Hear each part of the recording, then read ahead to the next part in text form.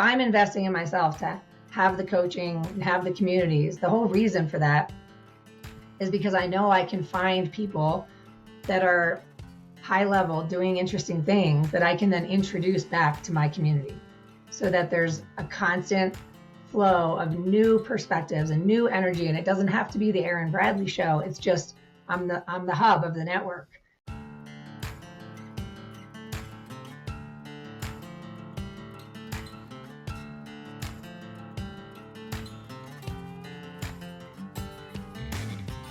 Constructing your life is about much more than just building a bank account. Each week, join real estate entrepreneur and mindset coach Austin Linney as he interviews guests who are constructing their dream lives and impacting the world around them on a daily basis. If you're an entrepreneur or wanting to start a business, or you just want to hear motivating stories of how others have overcome the odds, you are in the right place. And now for your host, Austin Linney. Guys, welcome back to Construct Your Life podcast. I have Erin Bradley in the house. How are you doing? I'm doing great, Austin. How are you doing?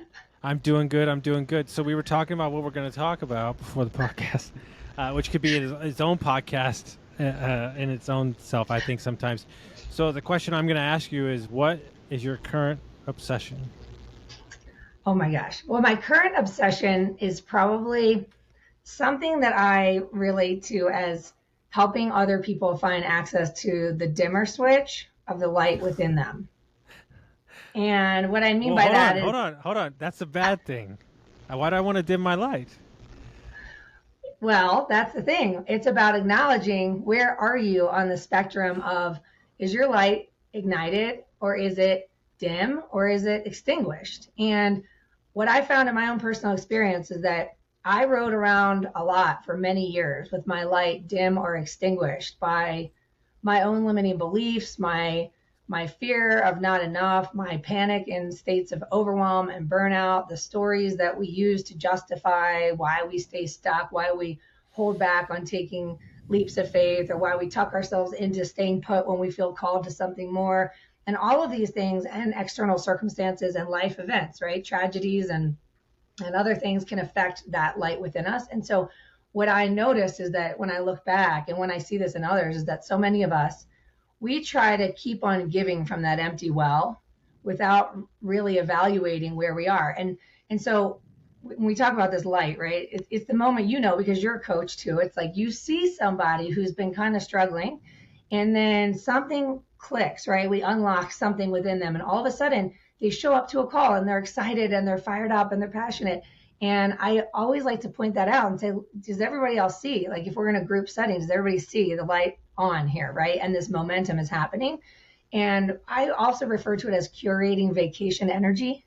Because in my world, coming up in the mortgage business, it was like, you go on vacation and the phone rings and it's so annoying. You try to take a break or take a day off and your work inevitably pops and these new opportunities find you. It's like, what's that about?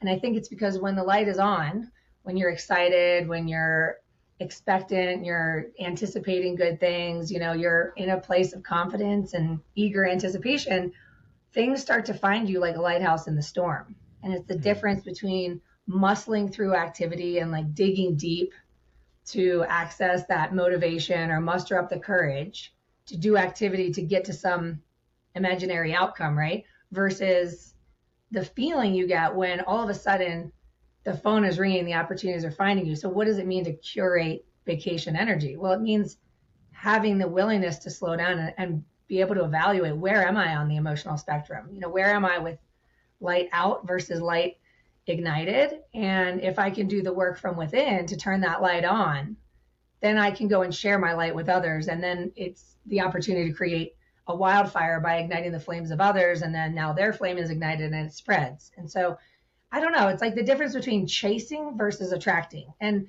I know that might sound too woo for some people, but I feel like there's two frequencies to the same destination. And I paddled hard and out of alignment for a long time. And then I started to realize that it can actually be easier, more interesting, more fun, smoother. Like the difference between paddling versus getting on a raft and enjoying the ride. It's a little scary on the raft, but it's also exhausting to keep paddling. So I guess that's a long-winded answer to a short question. No, my comment to everybody is I don't like the beach, but I love to be at the beach. And what I mean by that is I'm not a fan of the sand. I'm a lake guy, but I love everybody's attitude at the beach because they're in a good Hmm. mood. The music's jamming, they're chilling, and so God, there's so much there in what you said. So the number one fear I've seen in entrepreneurs is they think if they turn off their light, they can't turn it back on. So that's the number one fear. Like the number one thing I'm seeing right now, it happened 3 times on Friday alone. The number one thing I'm seeing right now is they're trying to reach down and pick from a well of old fuel, Mm, of like betrayal and hurt and competition and the anger that took them to get there, and they just don't have the fire anymore because they were burning short-term fuel. And totally. so and so what you were describing there is a realignment of everything that you believe in, so you're going with the current instead of paddling against it. Yeah, well, in my experience, I went 100% commission in '07 and promptly fell flat on my face and found myself having my credit card declined for a cup of coffee in front of the client, like just absolute embarrassment and financial rock bottom. And then I did the thing, I opened another credit card and hired a coach and started to invest in myself and read the books and attend the workshops and all the things, and eventually got traction, and then eventually got to burnout, where I was making more money than I had ever hoped for or expected. And it was at the expense of my ability to be present with my kids and my friends and my family. And it was all led to this questioning, am I cut out for this, right? If this is what success looks like and feels like, because I would look around at the other successful people achieving that external success of volume and dollars and all the things. And they were all running on fumes and working even longer hours than I was. And so I remember thinking, I don't really have a choice. I can either suck it up and survive this success while running on fumes and a shell of myself. I can try to shrink, which I don't think human beings are designed to shrink. I think we're here to expand and grow and continue to evolve. And I tried that, and my business dried up again. I found myself stressed financially, like this roller coaster of broke to burnout and feast or famine, and how it was always exhausting. And I just remember thinking to myself, at what point do I get to enjoy what I thought I was signing up for? I thought entrepreneurship was freedom and flexibility, but I don't feel free when I'm stressed financially, and I don't feel free when I'm working 24/7, making excuses for why I have to do this to sustain this theoretical success that I've built, right? And so, where is it that we claim success in terms of fulfillment and joy and ease and present moments and satisfaction and all the things that we think we're going to have when we get there, right? Like, so how do we get to that now? And what I found is that the more I focus on that, the more opportunities seem to continue to find me. And it's just a fascinating experience to reverse engineer your frequency to the destinations that are awaiting us. And I think too, you know, uh, repeat offenders, for lack of a better word, in the feast or famine, burnout, all that is mortgage brokers and real estate agents. I think they're the kings of this. I think they're the kings and queens. They can't. I've coached a lot of real estate agents in my time, and they can't. A lot of them can't string together a full year, right? And the market shifts and all that stuff. But it's like, oh, we close 5 deals and then we go like 6 months without closing. And restaurant people, when I worked in the restaurant business, the same way, make a bunch of money and then have disappear for but the problem is that the underlying anxiety behind that is going to drive most of your behaviors, because you're kind of freaking out that it's coming, right? Or you're rebuilding your life. And so what you're talking about is more of it's almost bigger than consistency. It's like an alignment of like the purpose with like what you want to do, but also like knowing you're taking the external and you're bringing it internal, and you're, as you said, you're attracting instead of like seeking.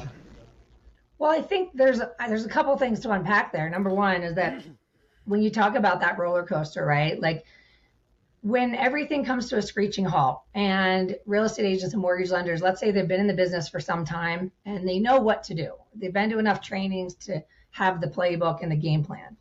And the bottleneck is not relationships, it's not their ability to build trust or add value to people's lives and give great customer service. And it's it's not even skills and experience over time, right? It's always going to be energy, enthusiasm, and ultimately that's the light, right? That's the light within us. And so a lot of the people I work with, and I was in the mortgage business for a long time, and it took me a long time to figure out how to experience ease and exponential growth without the fear of burnout anymore. And it all comes back to systems and scale. But ultimately what I say when I'm talking to people is, have you ever woken up and said to yourself, I know what I need to do, but, and then fill in the blanks. I just don't feel like it. I don't have the energy. I'm burned out. I'm bored maybe. And that's what I mean by that light within us, right? It's like Sure. that light, when it's dim or it's extinguished, can be really hard to start all over again. And if you've been in the journey for a long time, then again, it's not a shortage of knowing what to do. It's a shortage of energy and enthusiasm. And so if we can recognize that as human beings, we're inherently inconsistent, meaning all human beings experience fear and self-doubt and overwhelm and exhaustion and all these things. And so if we can acknowledge that that's the fact that we experience that doesn't make us special, we're just human beings, right? And if our emotions are inconsistent, then the antidote is going to be those systems and scale so that we can get the business running, whether we're in the mood or in some cases, whether we're in the country. And that's, I think, the ultimate goal of entrepreneurship. When we thought we were signing up for freedom and flexibility, we didn't realize that it's not going to work if we're expected to be individual, lights on, 24/7 and be successful in every area of the operation and not run out of steam at some point. So I think that's the point at which we have to evaluate, like, how badly do we want freedom and flexibility? How badly do we want this business to run, whether we're in the mood or whether we're in the country? And then what decisions are we willing to make in spite of our fear? And I think the interesting one that you hit on there that I don't think's talked about nearly enough is boredom. Like, I mean, I think that's one that, like, I don't know that I've really talked to many people about this. I think that you know, I could have be doing 6 podcasts in a week. I could be helping out, 6 clients, and you're doing all these things, but you're still feeling like you're not being fulfilled. And typically what I tell people is, like, maybe you need to seek something in your personal life, or golf or fishing or building something or whatever it is, and that'll relieve the stress of the boredom that you feel in your job. Because, like, maybe you don't actually hate what you're doing, you're just kind of over it because you've been doing it for 15 years, Well, Michael Hyatt talks about this perfectly, in my opinion, and it's stuck with me ever since I read his book, Free to Focus, for the first time, probably in 2015 or 2016. And in it, it's kind of a workbook of evaluating all the things that you say yes to, knowingly or unknowingly. So responsibilities, tasks, relationships, appointment, personal life, professional life, all the things. And then you evaluate based on these 4 categories: desire, distraction, disinterest, and drudgery. And basically, he says desire zone is passionate and proficient. Like, I'm good at it and I enjoy it. And you can go around the wheel, but when you get to disinterest, it's proficient, not passionate. That's boredom. Like, I'm good at this. I can do it with my eyes closed. But if I'm honest, I don't really like it anymore. It might have been challenging for me when I first started out, and it might even have been outside my comfort zone to become good at that thing that does move the needle in our business. And once I achieved some level of mastery, I started to feel resistance and procrastination and dread, and that's disinterest. I just don't feel like it. It doesn't interest me anymore. And that's okay, because we evolve as human beings. But what he said, which I think is fascinating, is that he says the disinterest zone is the most dangerous place because people will live there for years or even decades because that's what pays the bills. And that is an area for evaluation of, are there items within the disinterest zone that could be eliminated, outsourced, or at least, batched, so that you don't allow your energy to drain through a strainer all week as you continue to procrastinate those things that no longer interest you, but they need to get done. And it's funny what you say about finding that hobby, because when I first moved from Denver to a ski town in 2016, I remember I was skiing almost every day. I still do. And I thought I had to keep it a secret because I was running this mortgage business in Denver and I didn't want anybody to know that I was skiing every single day. And then I would get so much business on the lift because all you need to do is say to the person next to you, like, hey, so do you live here in Winter Park? And then they'd be like, oh no, I'm from Oklahoma, or I'm from Denver, or whatever. And then you get small talking and, oh, it's your first time to Winter Park, blah, blah, blah. And then inevitably they say, what about you? Where are you from? And I'm like, oh, I live here in town. I actually have a mortgage company. And then they're like, oh, we're thinking about buying. It was like, I should ski more often. Like, it seems like the more fun I have, the more my business would grow. And that's cultivating vacation energy right there. Like, if you could find a way to have fun and laugh and find a way to like just love and be of value to people each and every day without an agenda behind it, without needing some outcome from this interaction, it's so crazy what kind of ripple effect you can create in your day, and which leads to your life. And then with having no clue where that ripple might lead. And it's really kind of wild. And so I encourage my people I talk to as well, like, find something fun to do, and it'll change the way you show up in that disinterest zone over there. But also let's evaluate the disinterest zone, because maybe there's something you need to graduate from. And like entrepreneurship, we have this epidemic of holding on to things for far too long, where in other industries, if you were an employee, entry level, you get the job, you achieve some level of mastery, they give you a promotion. You don't keep all those entry level things. You take the promotion and replace yourself. And then you hopefully achieve mastery again and feel challenged and excited. And then you might get another promotion. And again, you graduate. We don't continue to carry on. You know, the CEO isn't answering the phone at the front desk. So anyway, I can go off on a tangent on that, but it's just fascinating because I think that I know you said it on my podcast that you're a conquistador. I can't say that word, but like an explorer, right? Yeah. Like you're constantly reinventing. You're always on the leading edge, and it's interesting. It makes your life interesting.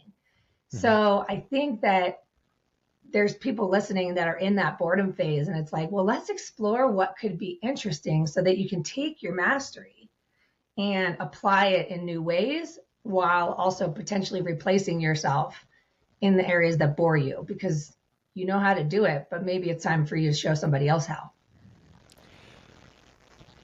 There's a book I read from a top tier business broker, and he said that he believes, he'd been doing it for quite a while. He said that he believes that most businesses aren't sold, not because they can't be sold. It's because at one point it was at its peak. The business owner lost its passion for the business, waited too long to sell it. And because he lost his passion in what he was doing, it eroded the value of the business.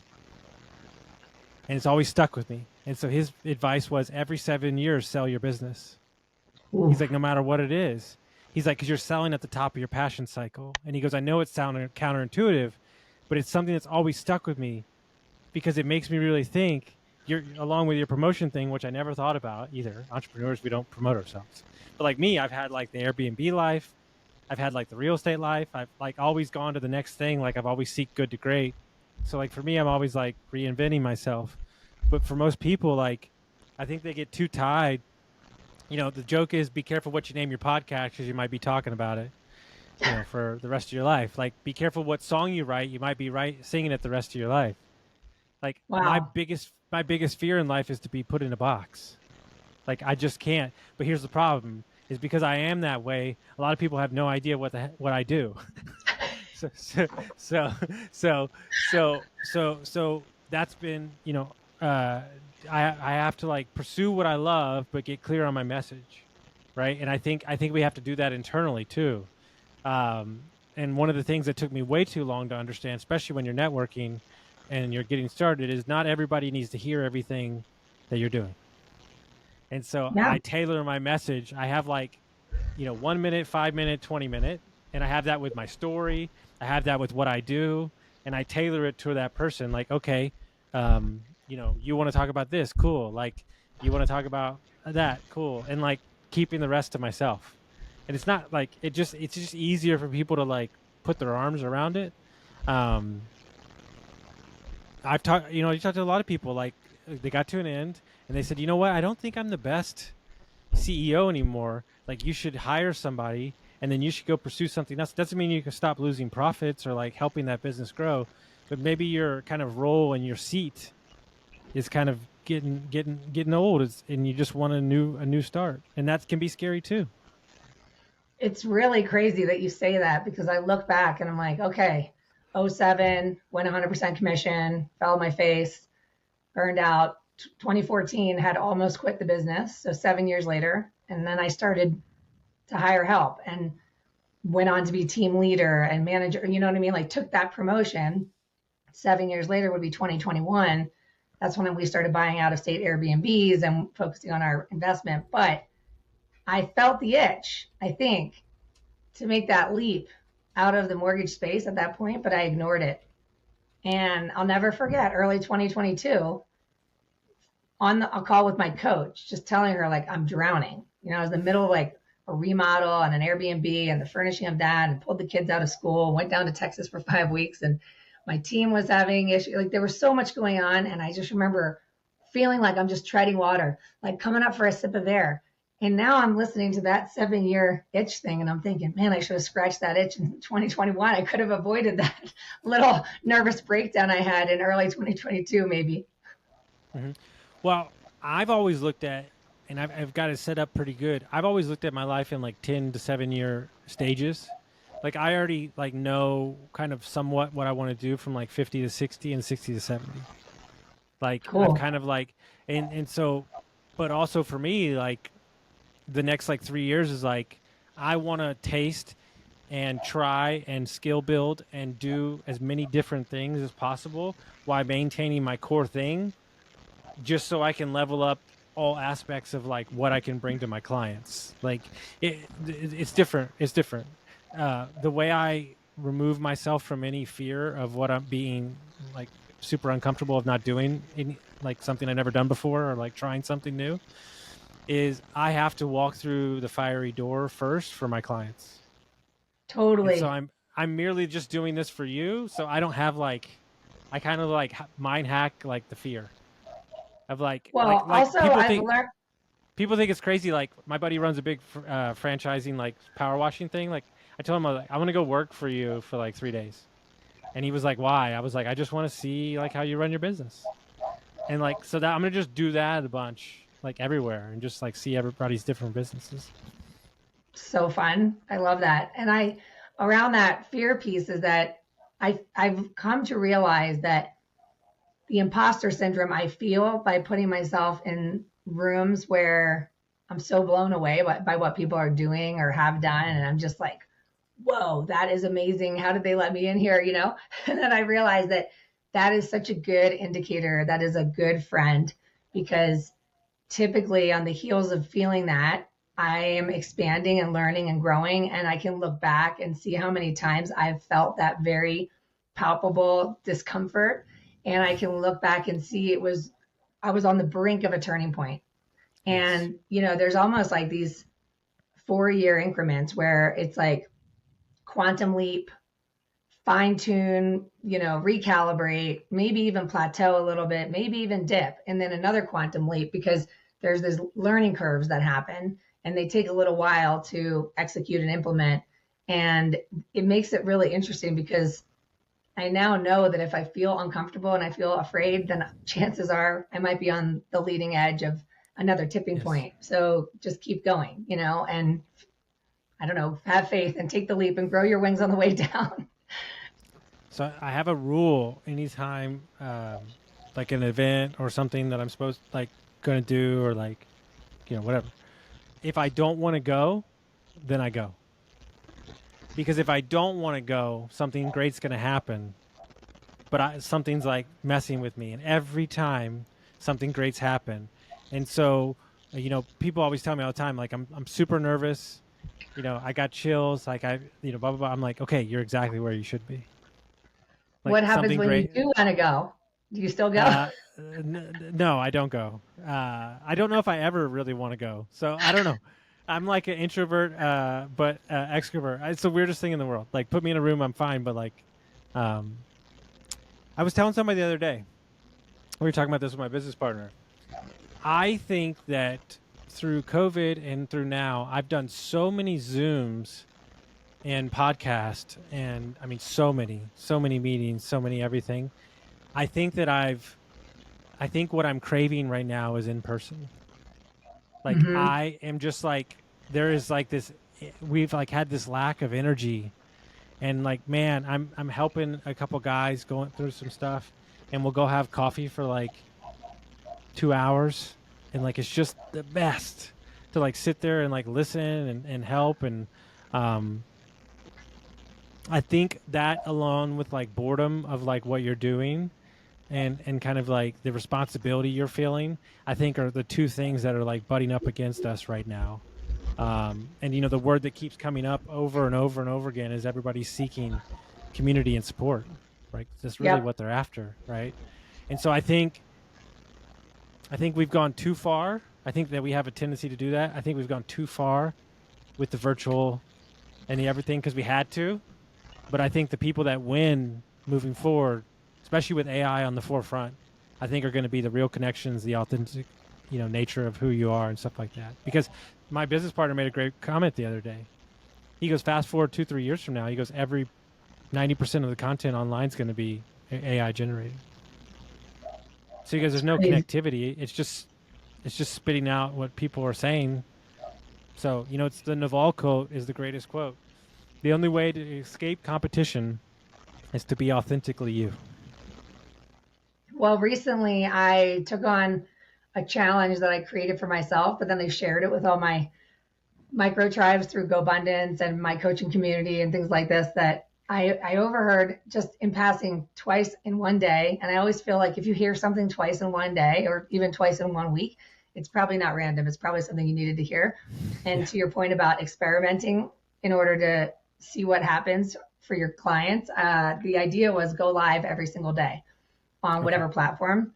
And I'm consistently inconsistent. That is my superpower, which is why I surround myself with really organized people. And so every day I do it is probably the first day of the next 365, but I'll go a couple days in a row. Anyway, I challenge more people, but I do think that that is going to be powerful, is that it's you creating video, creating value, creating content, because to your point, the AI stuff is going to start to feel really trite and scripted possibly, but the human being showing up and providing your voice and your message and your energy can't be replicated. I'm obsessed with this. I've been obsessed with this concept I've had for like years, and it's never going to leave me. I want to focus on doing scaling the unscalable. Like I literally think that we're like a 1980s marketing company. I think to myself, like, what would they do? I love that. I go the other way. When you're going that, like, I told that mortgage guy last week, I said, I think you've become too comfortable with kind of like the way the business is done. I was like, do the opposite. I was like, let's host a workshop together. Let's put on a happy hour. Let's you know, sponsor a kids. Like, let's do the exact opposite of what everybody else would do. Just spam people. Like, let's create some connectivity. And he was like, oh, I like that. That feels good. It feels more tangible. And I think, like, you know, not to give away all my secrets, but like, you know, if everybody's going left, you go right. And so think about how you said, perfect example. You know, I get a ton of clients from skiing. Like Gary Vee said this years ago. If you're a high-powered lawyer and you love golf, all right, don't have a podcast about being a lawyer. Have a podcast about being a golfer. And then eventually people will ask you what you do, and they'll be your clients for life. Like, that's the game. Love that. Yeah. And the words I had for this year, I always have 3 words, and they were, you've said almost all 3 of them, but almost community, connection, and impact. And you said community, connection, and support. And that is what continued to come up. And it's interesting because, as you know, you mentioned Alex Hormozy recently. And when I took the leap from my mortgage business to go full time with the coaching and podcast and stuff, of course, I start researching that. You know, like you're always researching what you're trying to learn and get better at. And I noticed that what I didn't love was this whole like open cart, close cart, start, finish, cohort, 6 months, 4 months, whatever. And then it's over and you got to keep doing it again. I realized I'm going to burn out on that really fast. I'm going to have fatigue on this whole cycle of start and finish. So community became that word. And then the idea, to the point of your mortgage guy that you were talking about, is like, if we could, as professionals in any industry, find ways to connect other service providers that can be of value to our end users so that we can be a resource even when they don't need our services. Now Yeah. we're having an impact on their lives. And it takes us out of the equation as the quote unquote salespeople. And you see this a lot is like, again, that mortgage professional, anybody out there listening who's in any kind of sales role, we know what we're supposed to do. So why don't we feel like it? Well, usually because we're thinking about ourselves and the problem we're trying to solve. I've got to fill my pipeline. I've got to fill my bank account. I've got a void I need to fill. And so there's resistance in the execution. But if we could take ourselves out of the equation and say, how can I be of value to this person where they need me, not where I need them, but where they need me, then I've got to be able to seek out more resources. And so you're constantly promoting like workshops, to your point, workshops, network events, things like mastermind groups, like be the person who's seeking out all the experts that can also be a resource to your end user, and let that be the purpose of your conversation. And then you can become unleashed, because there should be no resistance in that. There should be no resistance in being of value to people above and beyond what we get paid to do. No, you can become, like, you don't have to know everything to become the host. Like, what I mean is, like, I've noticed, like, that's been my philosophy my entire life. Like, be in the room where things are getting done, and you be the person that invited everybody in the room, and watch your connections and everything expand in your life. Like, perfect example is, like, we're consulting small businesses. We do growth. I manage all the employees. We do all that. Whatever, it doesn't matter. That's not what I'm talking about. What I'm talking about is, do you know how many of those companies need their marketing replaced? They need a new bookkeeper. Like, these are all relationships that we have. So we share clients with CPAs, people that host groups, stuff like that. Well, they're also getting, those small businesses are getting business because we're recommending them. And who are they going to listen to more than us, right? And because we vetted them already. And so I think this is the new way that business gets done. You're not chasing these, what you said, you're chasing this endless cycle of clients. No, I got CPA client this morning, like, boom, that, like, that's how it's done. And I think that's a more sustainable version of business than we're actually, like, searching, and it won't be right off the gate because we'll have a podcast and stuff. But our goal is in 2 years is to do no marketing. So it's all referral based, all, on the wait list, VIP, other clients. Like, that's more of a dream scenario to me than continuing to chase the next person over and over again.